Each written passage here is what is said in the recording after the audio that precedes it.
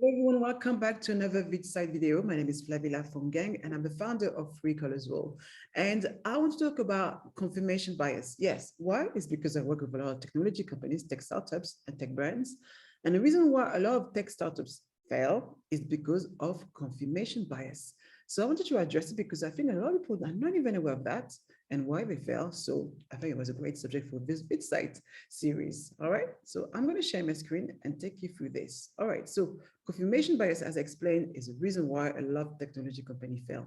So I'm going to explain you, first of all, what it is, and also why you should take in consideration falsification bias and explain what it is. And we're going to talk about the GOSPA long-term strategy model, which I love. I read it from Get Smart from Brian Tracy, and I'm going to explain how you can use it for your business and your tech startup, especially when you're launching a new business. So let's get started. So what is confirmation bias? If you think about confirmation bias, if you believe, for example, that the earth is flat, you will look for information that validates your own belief. That's what confirmation bias is about. So when tech companies launch a business, they quite often look for confirmation bias to reinforce their belief. And you want to try to avoid that because you expose yourself to risk of obviously failure as a result. Yes. And that's that's also the reason why a lot of companies think, how on earth did they launch and nobody still was something wrong with it? Because they only look for confirmation bias, information that reinforce their own belief. And you want to avoid that very much. So think about the time, I mean, I love this because think about the time when, remember when Google launched these glasses, I mean, confirmation bias was really high. And how many people actually use that product? Yeah, not many people. So the point of it is that you want to avoid developing this confirmation bias.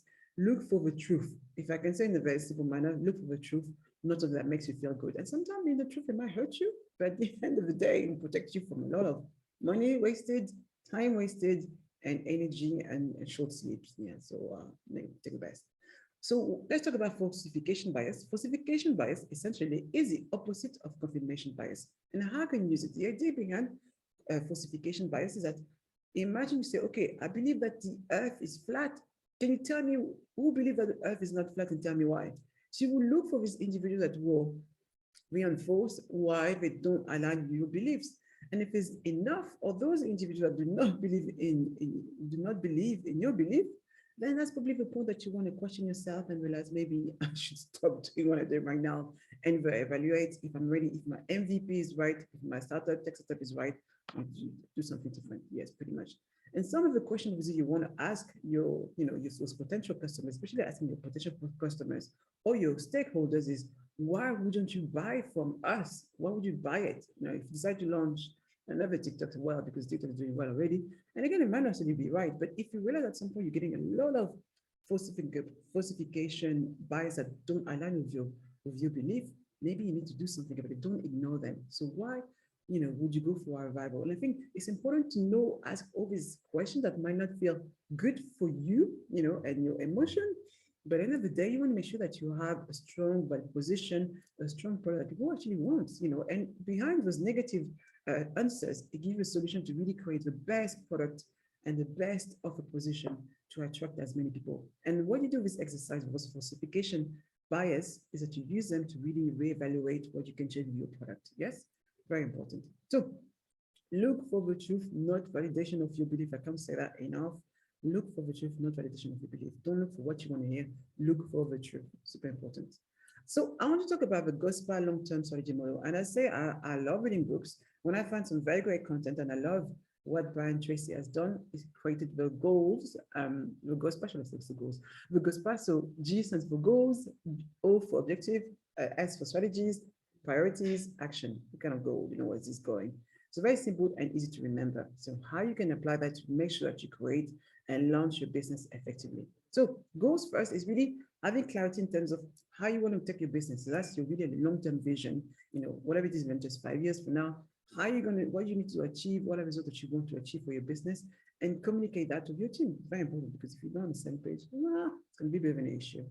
Objectively, leave a small target that will get you closer to your main goals. What are the things that you need to do on a regular basis to really get you your next goals? Yes, so think about that. When you think about your strategies, how will you achieve that? I need to spend money on marketing, I need to spend money on hire the right people, and whatever it is relevant to get you closer to your goals. Really ask yourself those questions. And if you follow this, just you will do the fan. And then after that is really prioritizing.